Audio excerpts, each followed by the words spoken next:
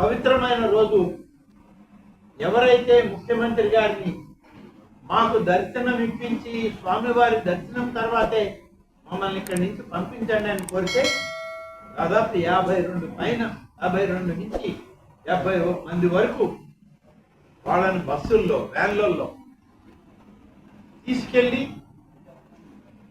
వైకుంఠ ద్వార దర్శనం చేయించి స్వయంగా అధికారులు ఇవాళ వాళ్ళ స్వస్థలాలకు చేరుకుంటున్నారు. ఆ విధమైన నిర్ణయం ముఖ్యమంత్రి గారు నిన్న తీసుకొని వారందరికి కూడా మరి బాధ ఉన్నా కనీసం దైవాన్ని దర్శించామనేటువంటి తృప్తి వాళ్ళకి కలగాలని చెప్పి ఒక నిర్ణయం తీసుకొని చేయడం జరిగింది.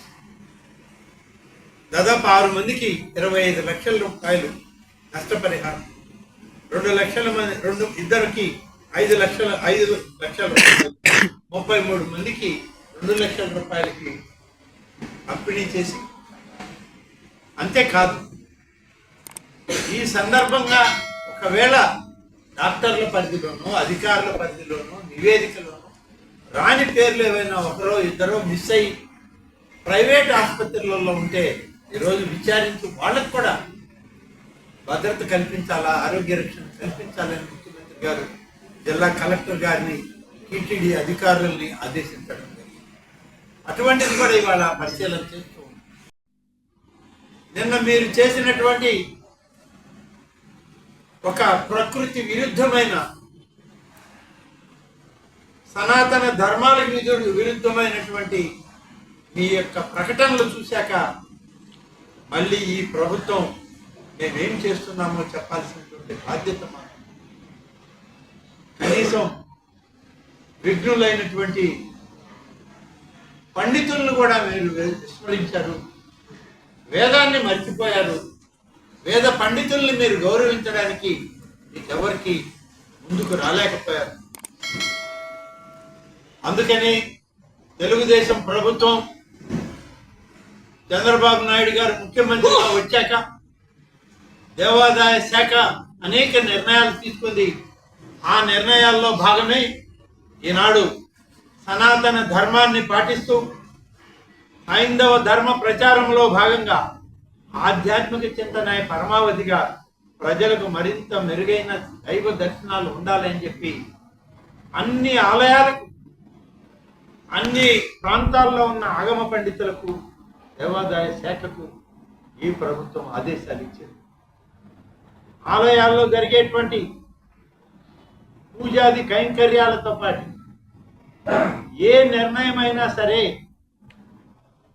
ఆగమ పండితుల యొక్క నిర్ణయానికి అనుగుణంగా ఉండాలి తప్ప ప్రభుత్వ అధికార యంత్రాంగం చొరవ తీసుకొని ఏ నిర్ణయం అంటే ఆ నిర్ణయం చేయకూడదని చెప్పి నిర్ణయించడం జరిగింది.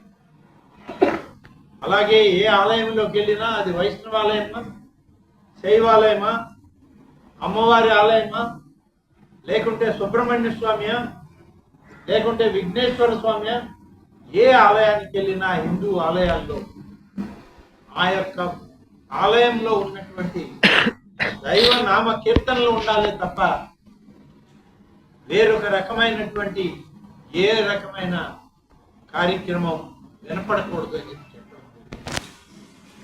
ఎక్కడైనా లేకుంటే జగన్మోహన్ రెడ్డి గారు 18 మంది ఉన్నారు ఆయన వచ్చేటప్పుడు ఆసుపత్రిలో. 18 మందికి ఆయన దుష్ట చతుష్టయంలో ఒక చతుష్టయం ఉంది. ఆయన దుష్ట చతుష్టయ యాత్ర సాగించాడు. నేను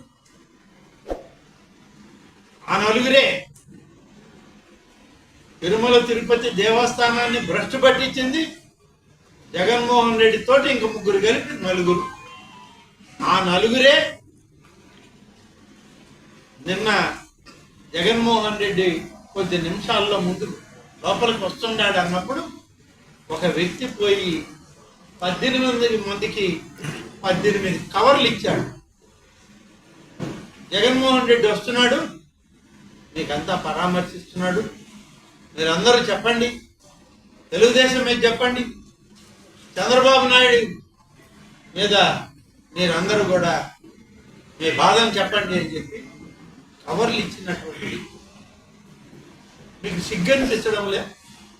5 సంవత్సరాలు ఈ రాష్ట్రంలో మీరు పరిపాలన చేశారు. ఒక సంఘటన జరిగితే పేషెంట్లు ఒక పక్క బాధల్లో ఉంటే పరామర్శకు పోయి మా నాయకుడు వస్తున్నాడు, ప్రభుత్వం పైన ముఖ్యమంత్రి పైన మీరు అసత్యాలు ఆరోపణలు చేయండి అని చెప్పి కవర్లు ఇచ్చి వస్తారా? మీ దుష్టచతుష్టయంలో ఒక సభ్యుడు, మీకు సిగ్గు అనిపించడం లేదా? ఇంకా నువ్వు ఆ దుష్టచతుష్టయాన్ని పెట్టుకుని ఊరేగుతున్నావా? ఆ దుష్టచతుష్టయంలో ఒక సభ్యుడిగా నువ్వు కూడా అత్యంత నీచ స్థితికి దిగజారేవని చెప్పడానికి ఇది ఒక నిదర్శనం. ఆసుపత్రిలో ఉన్నటువంటి సీసీ కెమెరాల్లో నువ్వు తెల్ల కవర్లు ఇచ్చినటువంటి రికార్డ్ అయ్యి 18 మందిని నీ అనుయాయుడు కలవడం, ముఖ్యమంత్రికి వ్యతిరేకంగా ఆరోపణలు చేయండి అని చెప్పి చెప్పడం, ఈ 18 కవర్లు ఇచ్చిన సంఘటన అక్కడ పని చేసేటువంటి సామాన్య డాక్టర్లు నర్సులు కూడా చెప్పడం జరుగుతుంది. ఈ సమాజంలో, ఈ మానవ సమాజంలో ఉండదగ్గ వాళ్ళ మీరు, మృగాల మధ్య పెరగాల్సినటువంటి మీరు వాళ్ళ ఈ రాష్ట్ర ప్రజల కర్మగాలి దుష్ట చతుష్టయంగా ఈ సమాజంలో జరుగుతున్నారు. ఇంత దారుణమా మీ పని? ఒక పక్కన చనిపోయిన శవాలు, ఒక పక్కన అవయవాలు కోల్పోయి, ఆరోగ్యాన్ని కోల్పోయి ఆసుపత్రిలో చికిత్స పొందుతున్న వాళ్ళు, మీరు వాళ్ళ మధ్యలో బేలాలు ఏరుకుంటున్నారు. దీన్నే కదా సమాజం అనేది, శవాల మీద పేలాలు ఏరుకోవడం అని. అలా పేలాలు ఏరుకోవడానికి తయారయ్యారు. ఇంకేం ఏరుకుంటారు? 5 సంవత్సరాలు ఏరుకొని ప్రజలకు తమకే ఒక ఆలోచన వచ్చి మీరు ఈ రాష్ట్రంలో, ఈ సమాజంలో తగరు అని చెప్పి మిమ్మల్ని సమాజానికి దూరంగా ఉండమని చెప్పి రాష్ట్ర ప్రజలు మీకు బుద్ధి చెప్పినా మీకు ఇంకా బుద్ధి రాలేదు. కాబట్టి ఈనాడు 52 మందికి ప్రత్యేక దర్శనం కల్పించి వైకుంఠ ద్వారం ద్వారా వారందరినీ కూడా ప్రత్యేకంగా తీసుకువెళ్ళడం జరిగింది. అలాగే ప్రభుత్వం చేసే కార్యక్రమాలు, ఇవాళ తెలుగుదేశం ప్రభుత్వం ఏర్పడిన తర్వాత ముఖ్యమంత్రి చంద్రబాబు నాయుడు గారు అధికారంలోకి వచ్చాక దేవాదాయ శాఖని నేను చేపట్టిన తర్వాత అనేక రకాలైనటువంటి కార్యక్రమాల్ని మేము తీసుకోవడం జరిగింది. మీకు దేవాదాయ శాఖ అంటే పద్ధతి, హిందూ ధర్మం, హిందూ ఆలయాల పట్ల గౌరవం లేదు, హైందవ సమాజం పట్ల మీకు ఆలోచన లేదు, సనాతన ధర్మాల పట్ల ధన్యవాదాలు చెప్తుంటే చూసి ఓర్చుకోలేనటువంటి, ఓర్వలేని దుష్ట చతుష్టయంలో వ్యక్తులు మీరు.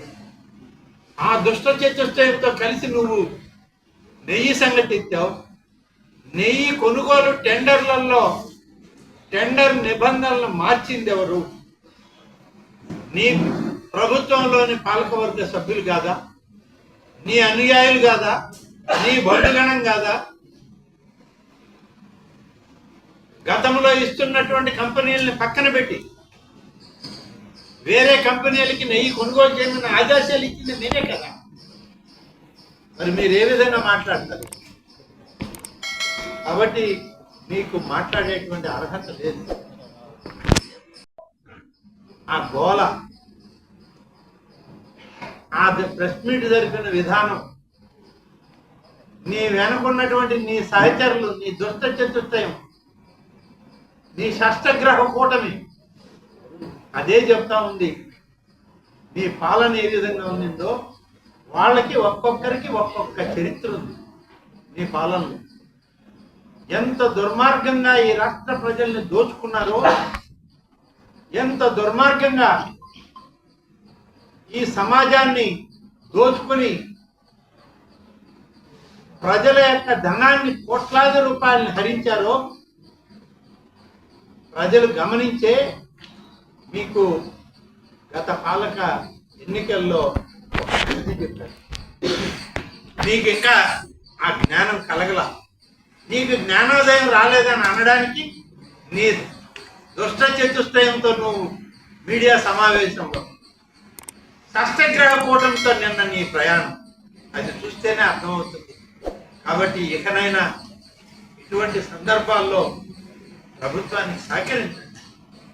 కష్టాల్లో ఉన్నటువంటి ప్రజల్ని ఆదుకునే దాంట్లో మా ప్రయత్నంలో భాగంగాండి. మేము చేసేదానికి ఇంకొంత మంచి చేయండి సూచనలు, అంతే తప్ప ఆ ప్రభుత్వాన్ని విమర్శించే స్థాయి మీకు ఎప్పుడూ రాదు, రానివ్వం కూడా. ఇది ఎన్డీఏ కూటమి ప్రభుత్వం, ముఖ్యమంత్రి చంద్రబాబు నాయుడుగా ఉన్నటువంటి రాష్ట్ర ప్రభుత్వం, ప్రజాస్వామ్య విధానాలకు కట్టుబడి పనిచేసే ప్రభుత్వం, హైందవ ధర్మాలకి,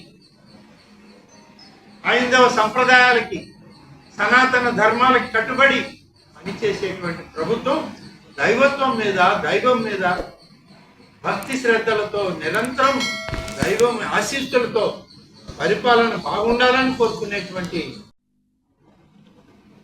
మరి అక్కడ స్థానికంగా ఎక్కడైతే ఈ యొక్క సంఘటన జరిగిందో ఆ సంఘటన పర్యవేక్షిస్తున్నటువంటి ఒక టిటిడి అధికారి, డైరెక్టర్ స్థాయి అధికారి, అతను ఒక పోలీస్ డిప్యూటీ సూపరింటెండెంట్ ఆఫ్ ర్యాంక్లో ఉన్నటువంటి ఒక పోలీసు అధికారి, ఇద్దరి వైఫల్యం కూడా కంటికి కట్టినట్టు కనబడడంతో వారిద్దరిని అక్కడే సస్పెండ్ చేస్తున్నట్టు ఆదేశాలు ఇవ్వడం జరిగింది.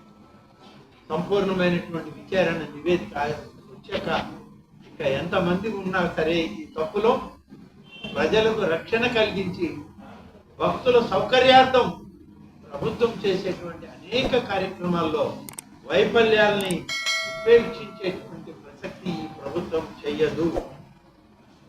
వాళ్ళ ప్రతిపక్షం ఏదైనా మాట్లాడచ్చు. నరానికి నాలుగుకి నరం లేనటువంటి ప్రతిపక్షం ఇవాళ ఏమైనా మాట్లాడతారు. ఏం చేశారండి? మీ హయాంలే కదా నిన్న మాట్లాడుతా నెయ్యి సంగతి ఎత్తారు. నేను ఎత్తకూడదు అనుకున్నా. నిన్న ప్రధాన ప్రతిపక్ష నాయకుడు నెయ్యి గురించి మాట్లాడాడు. నెయ్యి గురించి సమాజానికి తెలిపిందే మా ప్రభుత్వం. మీ 5 ఏళ్ల పాలనలో తిరుమల తిరుపతి దేవస్థానంలోనే కాదు అన్ని ఆలయాల్లో కూడా ప్రసాదాలని భ్రష్టు పట్టించినటువంటి వ్యక్తులు నువ్వు, నీ మంత్రివర్గ సహచరులు, నీ దుష్ట చతుష్టయంలోని వ్యక్తులు. నువ్వు ఎలా మాట్లాడతావా బాబు? ఎలా మాట్లాడతావు ప్రసాదాల గురించి, నెయ్యి గురించి?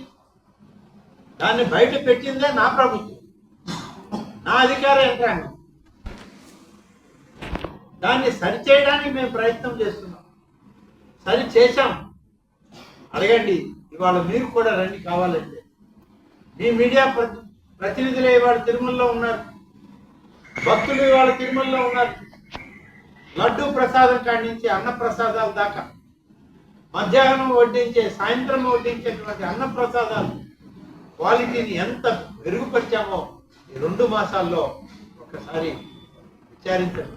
భక్తులు ముందుకొచ్చి చెప్తున్నారు, అన్న ప్రసాదాలు బాగున్నాయి, లడ్డూ ప్రసాదాలు బాగున్నాయి, మంచి.